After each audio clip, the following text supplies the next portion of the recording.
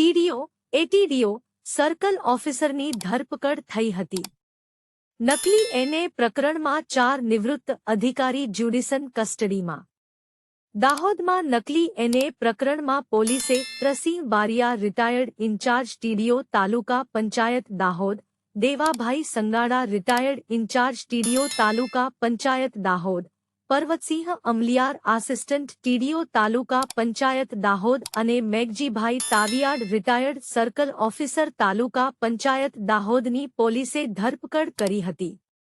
ચારેને કોર્ટમાં રજૂ કરીને પોલીસે 6 દિવસના રિમાન્ડ મેળવી પૂછપરછ કરી હતી. ત્યારે તાલુકા પંચાયત દ્વારા 112 જેટલા બોગસ હુકમો પૈકી 40 કરતાં પણ વધુ હુકમોમાં સંડોવાયેલા હોવાનું મનાતા ડી.કે. સંગાડા તથા બિનખેતી અને હેતુફેરમાં સંડોવાયેલા મનાતા બી.કેસ. અમલિયાર, એમ.કે. તાવિયાડ અને સી.એમ.